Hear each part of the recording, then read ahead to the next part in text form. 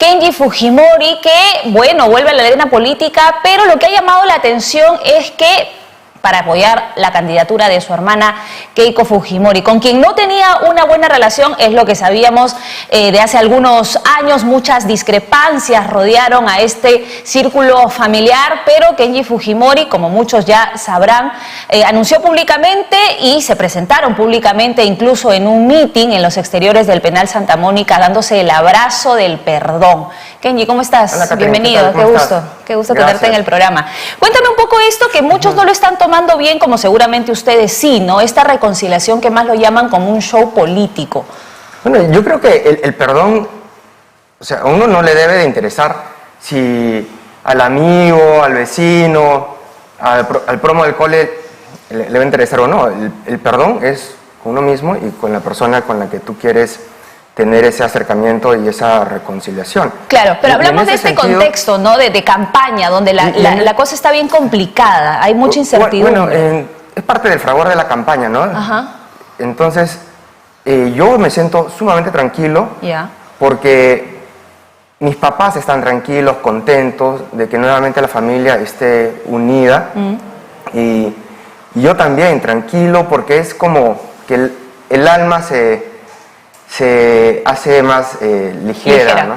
No, son los efectos del perdón, y esto, bueno, evidentemente tiene que existir, Que sobre todo si se trata de la le quieran familia. dar un contexto político, electoral, mira, eso pasa a segundo plano. Yo, la verdad, he estado distanciado de mi hermana durante casi 2 años por razones políticas, se dijo algo, no se dijo, y eso fue hace 2, 3 años.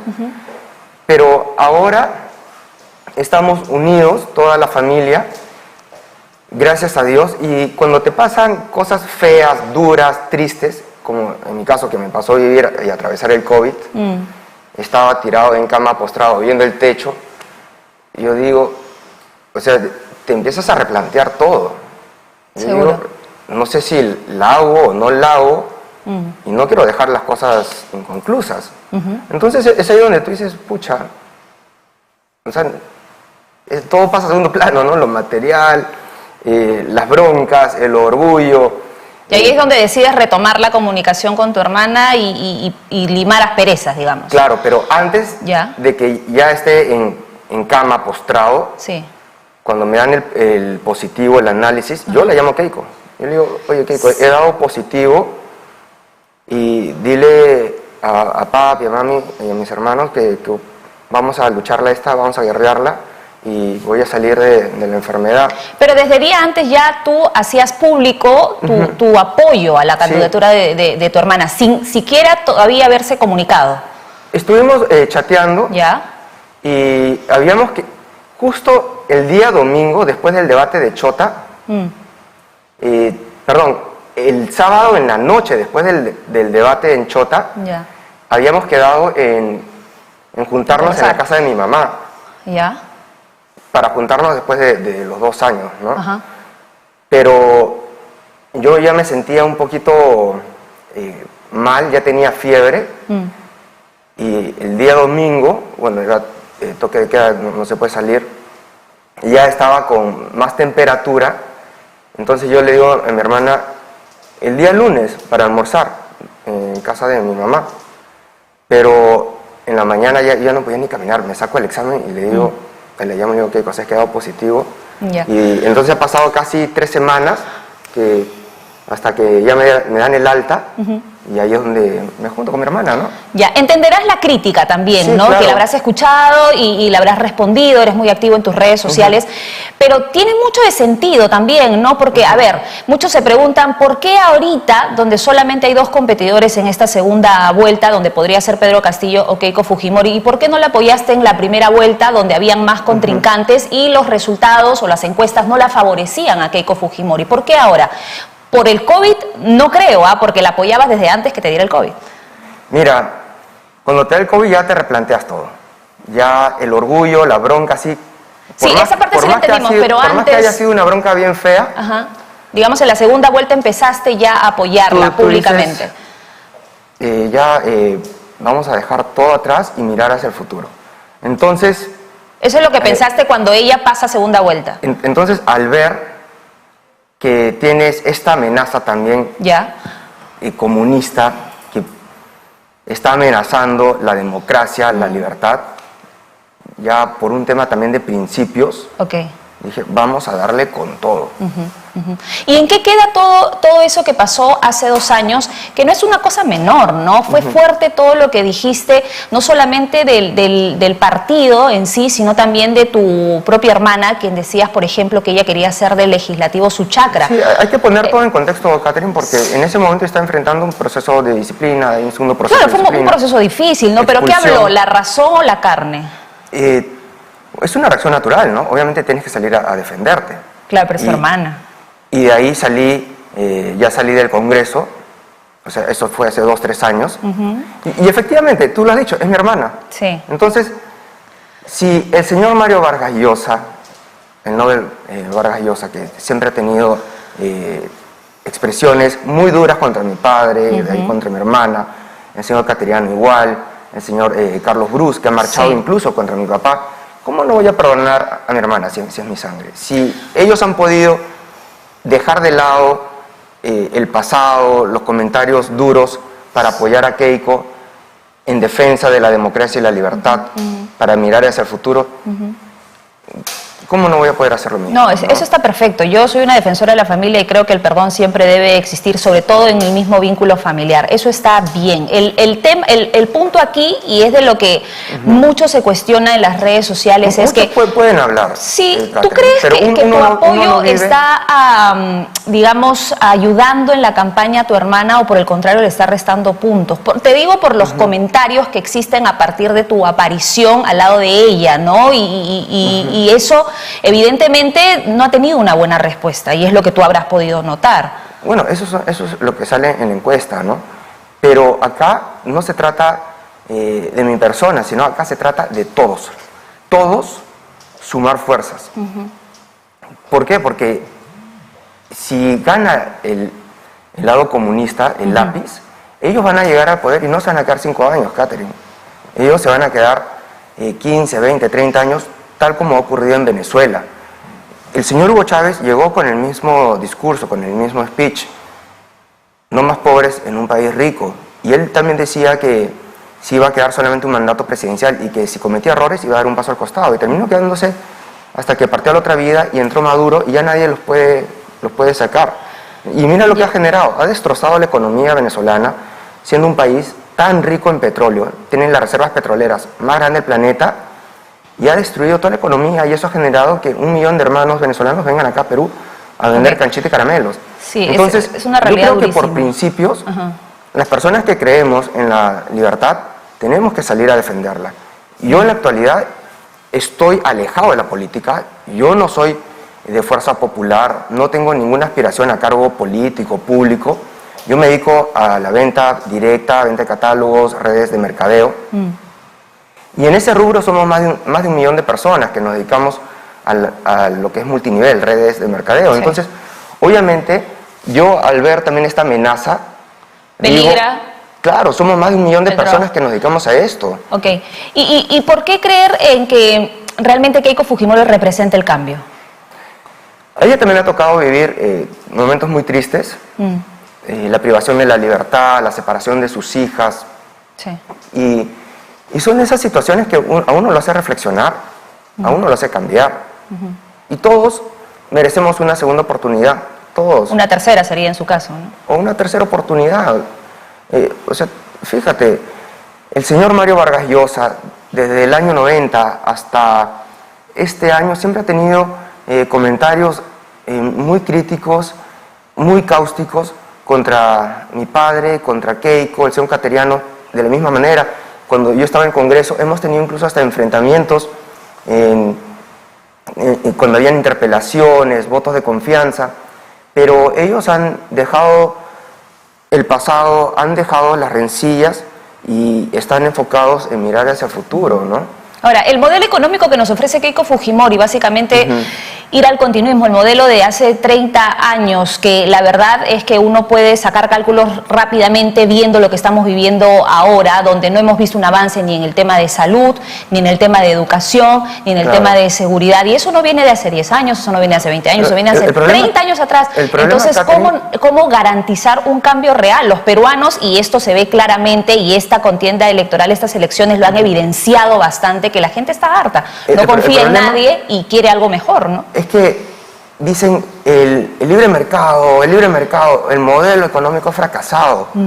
Pero, ¿qué tanto critican si acá prácticamente en Latinoamérica no existe el libre mercado? Lo que existe es el mercantilismo. Y es el mercantilismo lo que ha destruido diferentes países. Y eso es lo que ha generado prácticamente que en el Perú existan dos Perús. El Perú del siglo XV, donde no hay tecnología, labran la tierra con vacas, no tienen semillas de alto rendimiento, y el Perú moderno, donde hay todo tipo de tecnología. Y ese es el problema que genera el mercantilismo y los privilegios. Entonces, en el Perú, si tú quieres salir adelante, tienes que pertenecer a un gremio, a un club, para poder tener derechos. Y obviamente tener el contacto, la llegada al poder político. ¿Qué resultado te trae eso? Que solamente un grupito, un puñado de personas tengan más derechos que el resto. Y eso se llama privilegios. Y son los privilegios lo que destruye el esfuerzo personal, las ganas de emprender. Entonces, eso es lo que está ocurriendo acá en Perú. Lo que ha generado ese descontento es el mercantilismo, no es el modelo económico. ¿Que se tiene que mejorar el modelo? Sí. Pero el libre mercado es lo que ha funcionado en todos los países. Desde la caída del muro de Berlín en el año 89, se han dado cuenta que el modelo económico comunista no funciona. No funciona. Ahora, ¿por qué crees tú que hoy por hoy hay un apoyo que se ha acentuado más en Pedro Castillo? En Lima lidera Keiko Fujimori, eso es evidente, pero en el interior, en el sur sobre todo, por ejemplo, Keiko ha estado en el Cusco y no ha tenido un buen recibimiento. ¿A qué se debe entonces que la mayoría está apostando más por Pedro Castillo? Disculpa que te interrumpa, pero desde que mi padre sale del gobierno en el año 2001 para adelante, han pasado casi 5 gobiernos, matemática, 20 años, aprox. Entonces han pasado diferentes presidentes que no han continuado con la línea de fortalecer el modelo económico, el libre mercado. Y es justamente lo que te estaba hablando del mercantilismo. Entonces, ¿qué pasa? Esto ha generado dos Perús. Tú te vas al Perú profundo, el Perú rural, y en estos 20 años ellos han estado pidiendo prácticamente a gritos ser escuchados para que pueda haber presencia del Estado en la forma de la luz, el agua, el desagüe, el título de propiedad, el colegio, la posta médica. Entonces, claro, si tú pides y sientes que tu voz no es escuchada, no es atendida, eso va generando, va acumulando, digamos, descontento, y ese descontento a las finales se traduce en resentimiento. Eso es lo que ha pasado. Entonces, la única forma de acabar con ese resentimiento, porque la gente ya no cree en sus autoridades, no es con odio. El odio no se combate con odio. Es simplemente hacer que el Estado llegue con las obras, con los servicios básicos. Ahora, si tú le agregas eso, la cereza a la torta, el COVID, problema que nadie se lo esperaba. Eso ha hecho que el descontento sea muchísimo mayor.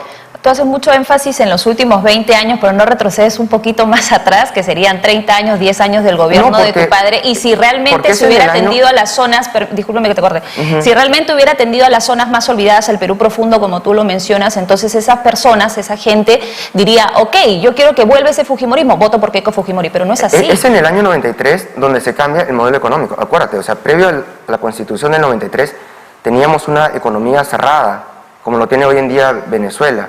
Y en la Constitución del 93, el modelo económico lo que ha permitido que aparezcan los emprendedores de Gamarra, el Parque Industrial de Villa El Salvador, que se fortalezca el emprendimiento. Entonces, han pasado 30 años y eso es lo que ha permitido, en cierto grado, mantener la institucionalidad. Institucionalidad significa permanencia, ¿no? Entonces, han pasado otros gobiernos y no se han dedicado a llevar los beneficios de los servicios básicos al Perú profundo. Ahora, si tú me dices, ¿por qué en el gobierno de mi padre, por qué no hablo del gobierno de mi padre? En el gobierno de Alberto Fujimori sí se llevó las obras al Perú profundo. Se apoyó a la pequeña agricultura, se apoyó muchísimo en los programas de ayuda alimentaria, se llevó la electrificación rural, se construyeron más de 5.000 kilómetros de carreteras, colegios, postas médicas. Entonces sí llegó. Ahora, sale mi padre en el año 2001 y obviamente la izquierda, los socialistas, los comunistas, han empezado a hacer trabajo ideológico aprovechándose el abandono del Perú profundo. ¿Y qué es lo que han estado haciendo? Obviamente, ellos utilizan mucho lo que es la corrección política y la superioridad moral, poniendo puntos en agenda, temas sencillos. Si tú, por ejemplo, ellos ponen el punto X, si tú estás a favor del punto X, estás con nosotros, tienes superioridad moral, pero si estás en contra del punto X, te destruyen en diferentes medios o redes sociales. ¿Y qué genera eso? Fraccionar la sociedad, sembrar resentimiento, odio. Entonces, ellos lo que buscan al sembrar odio es generar partidarios, seguidores. Ahora, si tú a eso le agregas 20 años y ya aparece una nueva generación, claro, es lógico que las nuevas generaciones no tengan el conocimiento de lo que ocurrió en la década de los 90. Ahora, si tú has hablado algo muy importante y lo voy a relacionar un poquito con el pasado. Dice, si alguien piensa distinto a ti, te destruyen. ¿Tú sientes que te destruyeron cuando estuviste en el Congreso y te sancionó tu propia bancada y a la cual tú renunciaste? ¿Por qué creer ahora en el fujimorismo y en Keiko Fujimori, a quien tú cuestionaste duramente y públicamente, y eso generó el resquebrajamiento entre ustedes?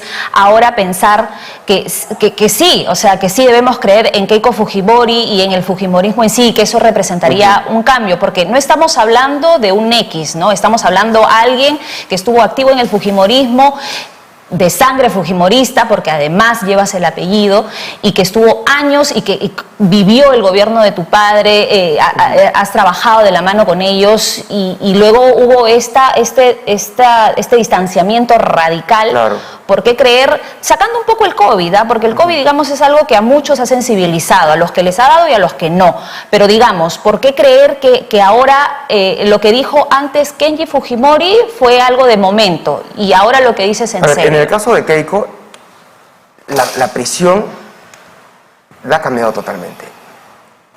Incluso Keiko ha pedido perdón de forma abierta en diferentes medios. Ahora, cuando tú sientes que te puedes morir, obviamente eso te marca. Cuando Seguro. tú sientes que mañana no puedes estar, o sea, quien te diga que no te marca es porque es una roca, porque tiene un corazón de hielo. Tú cuando te enteras que tienes COVID, hay dos posibilidades, es 50-50. Sí, claro. O la enfermedad te destruye el pulmón y te mueres, o te salvas. Sí, sí. Y tú cuando sientes el abrazo de la muerte, tú no quieres dejar las cosas inconclusas. Y te das cuenta que el material, el título, los cargos, todo eso pasa a segundo plano. Como dice el actor Denzel Washington, ¿no? Nunca vas a ver un carro de mudanza detrás de una carroza fúnebre. Ahora, en ese momento, en esa conversación privada que tuvieron ustedes, aparte de pedirse perdón, digamos, ¿llegaron a algunos acuerdos para que eso no vuelva a suceder? Ahora que tú estás apoyando la campaña de tu hermana, supongamos que ella salga elegida, ¿qué pasa si ocurre una nueva discrepancia? ¿Qué va a pasar entre ustedes? ¿Han llegado a algún acuerdo? ¿Han hablado de esos temas del pasado? A ver, ¿Han limado perezas o solamente se han pedido perdón y ahí quedó? No, obviamente hemos hablado sin filtros. Ya. Y cuando tú perdonas, tú no perdonas por periodos, por fechas, ¿no?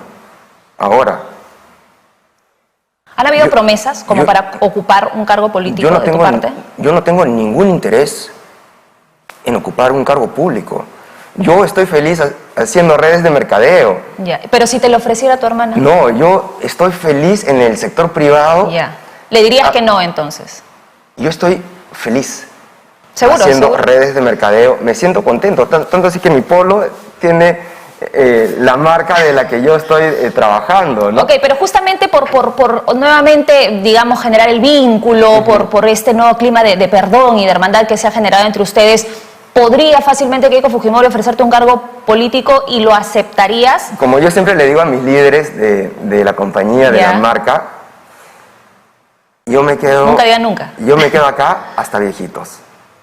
Ya. Yo me quedo Está en la grabado, marca es una promesa entonces. hasta viejitos. Ok. Aparte, yo conozco las dos caras de la moneda, conozco el lado público y el lado privado. Ajá. Y a mí el lado privado me fascina. Yo estoy enamoradísimo haciendo redes de mercadeo. Okay. Y la verdad que cuando tú sientes felicidad en tu corazón con lo que estás haciendo, obviamente... Le das el 100%. Le das al 100%. Okay. Y cuando yo veo esta amenaza, porque ante una amenaza de este tipo comunista, la inversión privada es lo más sensible. Y en lo que se refiere a ventas de catálogo, desde la letra U hasta la letra Z, la piensan dos veces, ¿no? Entonces, ¿cómo no salir a defender mi trabajo? Ok. Nos quedan pocos minutos, tengo un par de preguntas más para poder concluir. En la conversación que tuviste con tu hermana, la candidata Keiko Fujimori, ¿hablaron del indulto a tu padre? No. No hablaron del indulto. No. Para nada. Para nada. ¿Pero crees que debería indultarlo en su gobierno? Porque lo dijo en un principio, sí, pero luego dijo que respetará la decisión. Lo dijo públicamente. Ella dijo indulto humanitario en caso de que su salud esté delicada. Ok, ¿y su salud no es delicada ahora? No, mi papá tiene 83 años. Entonces sí, lo indultaría. No lo sabes. No lo sé. ¿Qué piensas cuando dices...? Sí. Esto, Catherine, ya no se trata de un tema personal o familiar. Cuando tú ves que Perú se puede transformar en un régimen chavista. Entonces, si tú tienes esa amenaza, obviamente todos vamos a salir a defenderla. Tú ponte a pensar, el señor Mario Vargas Llosa, el señor Cateriano, el señor Carlos Bruce, el señor Rospigliosi, el señor Nano Guerra García. El señor Nano Guerra García ha tenido declaraciones también muy duras contra Keiko cuando fue candidato. Muchos de los que deciden votar ahora por Keiko dicen que es porque es el mal menor. ¿Qué piensas? Entonces, ¿cómo no salir también a defender, no? Mira, a mí no me importa que me critiquen, que me digan esto y esto. ¿Por qué? Porque yo no quiero que el Perú retroceda 50 años. Yo no quiero que el Perú se transforme en una Venezuela y que tengamos que mirar a otros países como lo están haciendo nuestros hermanos venezolanos. Entonces, si tú vas a salir a defender la democracia, la libertad, no lo puedes hacer a media caña, a medias tintas. Tienes que hacerlo al 100%. El señor Mario Vargas Llosa no es que haya dicho así, asá, que no sé qué, medias tintas. No, él ha salido a respaldar a Keiko. No es el mal menor. Nano Guerra ha salido a defender a Keiko con todo. Carlos Bruce igual, el señor Rospigliosi igual. Ahora que tú dices que vas a salir a defender con todo eso, ¿significa que vas a ir acompañando también a Keiko Fujimori en sus campañas? Yo estoy saliendo a hacer campaña también, al igual que mi hermana Sachi. Ya. ¿No? Pero digo con ella. Sí, más adelante también, claro. Más adelante también. Bueno, quedan ya pocos días, ¿no? Quedan 7 días para hacer campaña. Exacto, queda muy poco tiempo. Sí. Una última pregunta, Kenji. El señor Jaime Antezana, especialista en temas de narcoterrorismo y narcotráfico, ha responsabilizado a tu hermana del ataque terrorista en el Brain. Dice que esto no es una coincidencia, sino se trata de una coordinación y que se basa en las elecciones del 2011 y del 2016, donde tu hermana también disputaba la segunda vuelta y pasaron hechos similares, atentados también en el Brain. ¿Qué tendrías que decirle? Hay que recordar que quien enfrentó a Sendero Luminoso y al MRTA y prácticamente lo desmembró fue Alberto Fujimori. Entonces, acá no podemos distorsionar o no podemos reescribir la historia. Y entonces es una coincidencia. Lo que ocurrió en Ebrahim es una desgracia, es de una hecho. desgracia. Pero vamos, si nos volcamos al pasado, mis condolencias, sí, mi más sentido pésame a todos los deudos de este atroz, sanguinario crimen. Lo que ha ocurrido ahí es Sendero Luminoso. Es Sendero. Entonces, quien derrotó a Sendero Luminoso y al MRTA fue Alberto Fujimori. Y acuérdate, o sea, cada vez que han habido campañas electorales, desde que arrancó los ataques terroristas de Sendero, lo hizo también un día de elecciones, en Chuschi. Porque lo que ellos buscan es destruir la democracia a través de la generación de miedo y terror. Lo que ha dicho también el señor Antezana es que el fujimorismo tendría vínculos con el clan Quispe Palomino.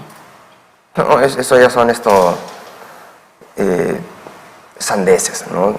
O sea, el fujimorismo siempre ha sido enemigo número uno del terrorismo. Siempre. El enemigo natural de Sendero Luminoso, el MRTA, es el fujimorismo, porque fue el único que los frenó, los derrotó, tanto en el campo como en la ciudad. En el campo, con los comités de autodefensas, con la Policía Nacional, con el Ejército. Y en la ciudad, obviamente, con inteligencia. ¿Has conversado con tu padre en los últimos días? He conversado con él el día de ayer.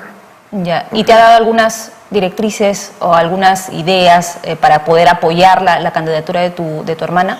No, hablamos de temas personales, ¿no? Porque obviamente como no se puede entrar al penal, tenemos que llevarle la comida, la ropa, ¿no? Pero sí está evidentemente de acuerdo con que la apoye. De hecho, estaba contento con el perdón porque era uno de sus grandes deseos, ¿no? Él decía, mira, no quiero partir de este planeta. Yo creo que todos los padres siempre quieren ver a sus hijos juntos. Por supuesto, por supuesto. Y para mí eso es lo más importante, o sea, la felicidad. ¿Pero no han hablado de tu apoyo en la campaña? Obviamente está contento, ¿no? Está contento como papá, como mi mamá. ¿Pero hay consejos de por medio? No, o sea, simplemente hablamos temas personales. Por ejemplo, bueno, hay noticias tristes. Fallece un amigo, le cuento, ¿no? Y mi papá, mi mamá, para mí son mis mejores amigos, mis mejores consejeros, ¿no? Yo les cuento todo a ellos, ¿no? Entonces, porque yo sé que el tema político, el tema de las noticias adversas que pueden salir un día, mi papá tiene 83 años, o sea, ¿para qué lo voy a cargar, no? Ok. Claro. Bueno, Kenji, te agradezco por estar aquí con nosotros en el estudio. Insisto, se te ve bastante activo en redes sociales y te has hecho muy viral, sobre todo por hablar de que hay que preocuparnos porque puede subir el precio de la cerveza, ¿no? Oye, pero eso es verdad, o sea, imagínate tú que hasta el ex ministro de Agricultura y la presidenta de Comex han salido a decir que es cierto, si se cierran las importaciones de trigo, maíz, automáticamente eso hace que suban el precio del pollo, del huevo, sí. de las cervezas. Sí, todo, sí, ¿no? Es verdad. Bueno, entonces te veremos más seguido, seguramente. Estás más activo ahora. Sí, hasta donde me dé el cuerpo, ¿no? Porque todavía tengo las secuelas del COVID. Bueno, habrás revisado las últimas encuestas, siguen sin favorecer a Keiko Fujimori. ¿Qué le dirías a la gente que primero creen que le estás restando puntos a tu hermana en vez de sumarle? Y por otro lado, en estos pocos días que quedan de campaña, ¿qué mensaje tú darías? Yo creo que los últimos días son cruciales, ¿no? Son cruciales, ¿no? Es donde realmente el indeciso es donde toma su decisión. Ya deja de pensar muchas veces con el hígado y empieza a pensar... Pues el debate del 30 va a ser sumamente interesante, importante. Sí. Entonces lo que la población quiere escuchar son propuestas. Claro. Y a medida que la población vaya escuchando propuestas, es ahí donde se va forjando la decisión. Claro. ¿Y qué es lo que quiere escuchar la población? Que se va a reactivar COFOPRI para que se pueda otorgar los títulos de propiedad. Se van a construir más de 3 millones de conexiones de agua potable y desagüe. Se va a reactivar el PRONA. Entonces, eso es en el ámbito, digamos, del casco urbano, pero en la zona rural se va a crear el banco de insumos, se va a crear un fondo especial para que los pequeños agricultores puedan acceder a semillas, fertilizantes, pesticidas. Y ahora, hace un par de días mi hermana lanzó una propuesta de condonación de las multas, fotopapeletas vehiculares, ¿no? Para que vuelva, digamos, a foja cero. Todo esto a raíz de la crisis generada por la pandemia. Porque muchas personas se dedican al volante, al taxi. Y esto es para taxistas y carros particulares. Porque hay una, digamos, en caso de las multas, las infracciones, una concepción errónea. Se pone la sanción al carro, a la máquina, al vehículo, cuando la infracción la comete el conductor, el chofer. Sí. La multa debe de ir al chofer. Entonces, a raíz de la pandemia, hay personas que han querido vender su carro y no han podido, porque tiene una multa. O han querido alquilar su carro para generar una fuente de ingreso adicional y no pueden. Ha sido una traba. Por las multas. Entonces, la multa tiene que ir al conductor, no al carro, no al vehículo. Y una forma de pagar, ya cuando pase la pandemia, una forma también de pago de la multa debe de ser a través de clases de educación vial, cursos de tránsito y trabajo comunitario, ¿no? Ok, perfecto. Listo, Kenji. Muchísimas gracias. Gracias por tu Catherine. tiempo. Gracias. Dios te bendiga. Igualmente. Y cuídate mucho del COVID. Igualmente. Muchas gracias.